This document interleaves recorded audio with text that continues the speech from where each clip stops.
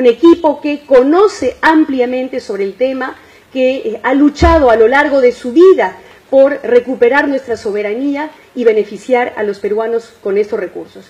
Quisiera entonces dar la palabra para mayores precisiones a Manuel Damer, en primer lugar, sobre el tema de la reexportación de nuestro gas. Adelante, Manuel, por favor. Sí. Estimada Verónica, no solo nuestra candidata presidencial, sino la futura presidenta del Perú, en esta conferencia de prensa yo quiero explicar algunos detalles que tienen que ver con el tema de los contratos del gas de Camisea.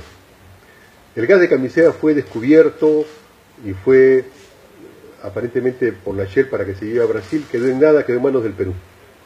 Y se hizo un proyecto para que se dedique al mercado interno, hasta que vino el señor Pedro Pablo Kuczynski y organizó todo un sistema para que el gas sea exportado en un contrato con México, y ese contrato con México se haga en condiciones leoninas contra el Perú. En ese momento México tenía un precio mucho más alto, 4, 5, 6, 7, 8 dólares el millón de BTU, pero la perspectiva es que iba a disminuir. Repsol, que estaba en el negocio, entró con todo entusiasmo y entonces hicieron un esquema que yo denuncié porque el señor Pedro Pablo Kuczynski, en un libro que publiqué que se llama La República Lobista, en el cual están todos los documentos e informaciones de cómo él era integrante de empresas que estaban formando parte del consorcio de Camisea. Él era miembro del directorio y al mismo tiempo era integrante de los ministerios en el Perú y estaba organizando el sistema. Él le da el lote 56 que iba a ser convocado en licitación, se lo da a dedo a la empresa Han, a la cual había hecho el estudio de financiación para ver cómo se hacía el negocio. Luego él otorga esas posibilidades de exportación en condiciones absolutamente contrarias al Perú. Establece un sistema de valorización por la cual la regalía al Perú, que es lo único que pagan los exportadores, la regalía al Perú es una regalía que está considerada no en función del valor de venta en el mercado mundial, sino en un cálculo matemático inventado por Kuczynski que viene a ser 1/7 del valor de venta, y sobre eso se aplica el 30%, o sea, nada. Estas circunstancias son las que formalizaron ese contrato de exportación y le dieron grandes ganancias a una empresa. Esta empresa, a lo largo de los años, con la grande ganancia, ya recuperó largamente, en 4 o 5 años recuperó la inversión en la parte de liquefacción. Ahora es ganancia líquida todo lo que tiene, la exportación de los líquidos y la exportación del gas. Entonces ocurre una circunstancia que es la que genera la primera crítica masiva en el Perú al contrato de exportación. ¿Cuál es? Que los ciudadanos no tenían gas en sus casas, no había gas para los empresarios que querían poner industrias, todo estaba dedicado a la exportación, y en la exportación resulta que la empresa Repsol empieza a vender a precios de otros mercados, pero no le paga al Perú lo que debía pagar. Ya no es entonces en el gobierno del señor Kuczynski, que ya había pasado del gobierno, sino en el siguiente gobierno se presenta estos hechos que dan por pase, y en el gobierno de Ollanta se presenta con detalle esta situación que la investiga Aurelio Ochoa, un gran patriota, presidente de Perú Petro, que la investiga y que manda una investigación y dice: señores, nos han estafado.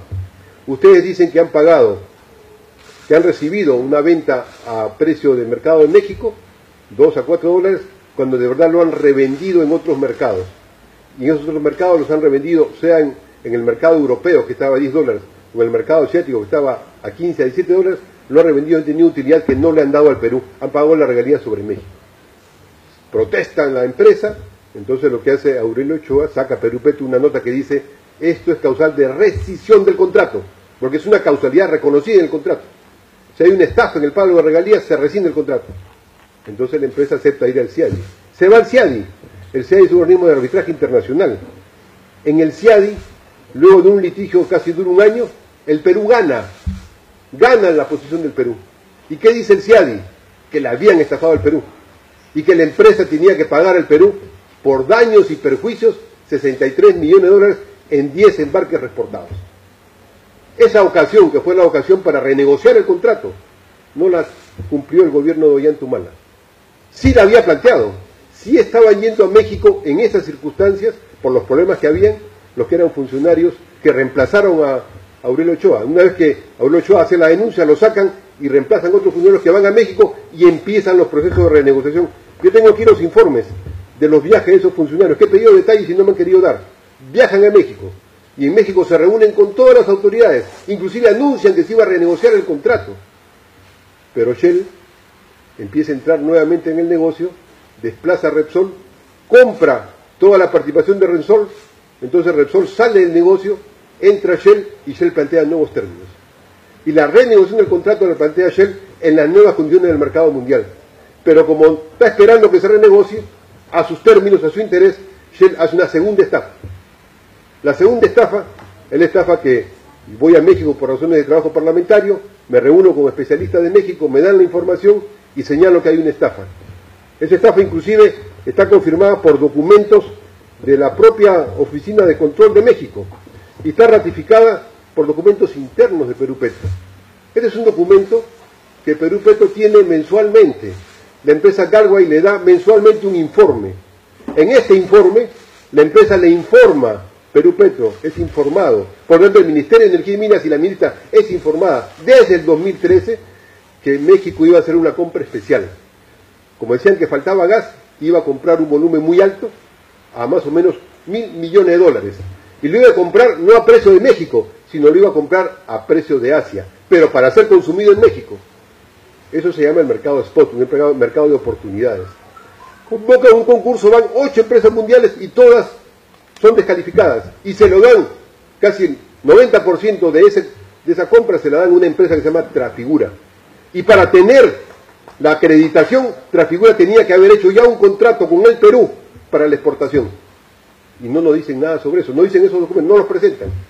Entonces Trafigura lo que hace es, vende, porque Shell se lo traspasa a Trafigura y lo acredita en la venta.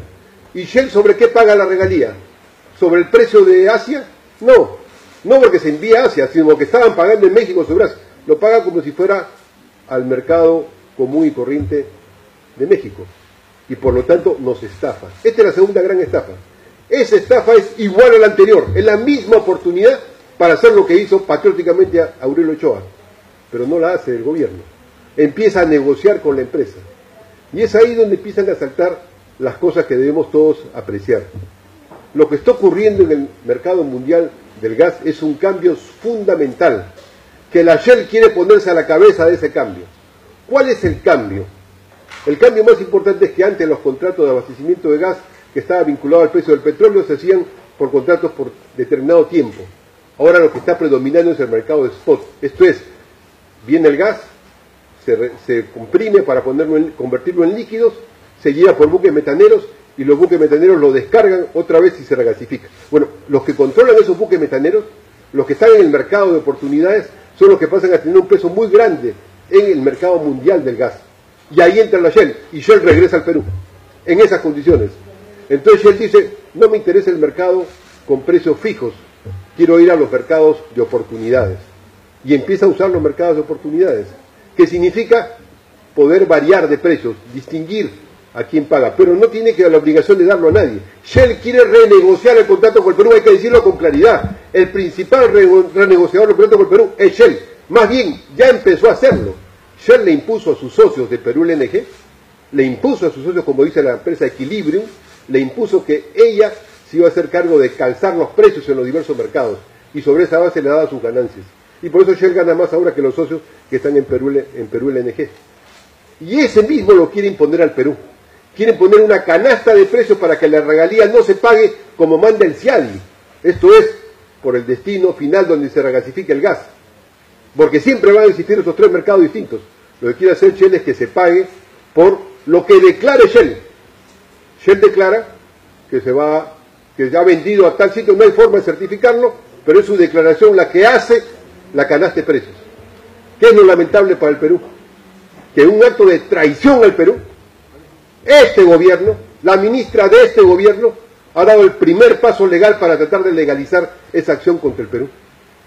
Y es que en vez de hacer lo que hizo Aurelio Ochoa, de hacer un reclamo ante el CIADI y de hacer un reclamo para pedir la información correspondiente, la ministra va a conversar con la empresa, hace una conversación entre privados, y por 7 embarques denunciados, que yo denuncié, por 7 embarques, la ministra dice que negocian, se ponen de acuerdo y van a pagar $13 millones.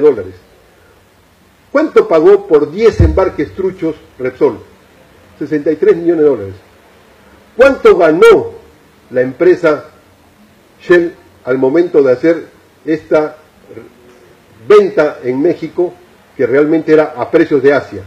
¿Cuánto ganó? Solamente en 7 embarques ganó casi 320 millones de dólares, solo por la reventa. Esa oportunidad de ganancia no la tuvo el Perú en la ganancia de regalías. Perdimos esa ganancia. Entonces la ministra lo calcula en 13 millones de dólares. Que muestre los papeles, que muestre los estudios técnicos, que muestre los documentos, que muestre dónde está la información. Nada se está mostrando. ¿Por qué esto es tan importante? No solo porque el contrato está ya discutido, sino porque ha cambiado la situación internacional del mercado del gas, y con eso quiero terminar. Nosotros tuvimos un contrato con México. Ese contrato con México, que se suscribió hace muchos años, ya varió porque México ha cambiado y ha cambiado América del Sur. Y por lo tanto, mirándolo a los próximos 3 o 4 años, el contrato con México no tiene ninguna perspectiva. Tiene que ser renegociado obligatorio y necesariamente en área de interés nacional. En México, y tengo los documentos correspondientes también, enviados por esta misma empresa a Perú Petro, y además oficiales del Estado mexicano. México ha hecho una reforma integral de su política energética. Y entre esa reforma integral, México lo que ha hecho ha empezado a importar gas de Estados Unidos, un gas que se llama gas esquisto, que está muy barato. Ya está terminando un gasoducto, ha terminado otros gasoductos, y dentro de poco, en 3 o 4 años, México va a incluso pretender exportar gas a Centroamérica y a otros lados del Pacífico. México ha cambiado su ubicación. México no necesita importar gas de aquí a 3 años. Nuestro contrato ya está con límites de finalización, con límites terminados. Y en vez de tener una política soberana, o sea, en vez de recuperar la propiedad de la molécula, en vez de recuperar esos pagos de valorización truchos hechos por Kuczynski, y más bien recuperar el pago real de las regalías sobre el precio de venta final, en vez de defender el acuerdo con el CIADI que nos da derechos obligatorios para todas las partes, en vez de todo eso, lo que quieren hacer es que México cambia, el Perú se queda desarmado, y aquí hay una pugna entre 2 empresas: el gasoducto central, que le amplía la capacidad de exportación, y el gasoducto sur, que lo han querido bloquear, pero que ya al cambiar su ejecutor ahora va a salir, ya lo anunció la ministra. Y el gasoducto sur, que está bien que salga, está a cargo de una empresa que se llama Enagas, que acaba de hacer un contrato para exportar gas a Argentina, pero ¿a través de quién? De Chile. Se va a llevar barcos para que el barco descargue en Chile y exporte, sin tener gas Chile, le exporte gas a Argentina. Ese es el cambio geopolítico que hay y geoestratégico que hay en América Latina. Y en ese cambio, si es que se impone la Shell, si es que se impone esta nueva traición al Perú, en esta segunda estafa que nos han hecho, lo que va a ocurrir es que vamos a perder 20.000 millones de dólares, que es una renta estratégica básica para el Perú. Vamos a poder perder la posibilidad de la petroquímica del sur, vamos a perder todas las posibilidades de la masificación del gas a los domicilios. Eso es lo que perderíamos. De ahí que no estamos ante cualquier hecho, estamos en una circunstancia muy grave en la cual no hay punto medio. O recuperamos el gas para el Perú, o recuperamos la soberanía sobre el gas y sobre sus moléculas fundamentales, o recuperamos el etano para la petroquímica, o recuperamos las condiciones del CIADI para que nos paguen según el destino final de la gasificación, o lo que va a ocurrir es que la Shell va a ser la que tenga la soberanía sobre el gas. Eso es lo que ha acordado la ministra actual con la empresa Shell, con esos 13 millones de dólares que son la limosna de la traición. Eso es lo que ha ocurrido. Y por eso tenemos que denunciarlo.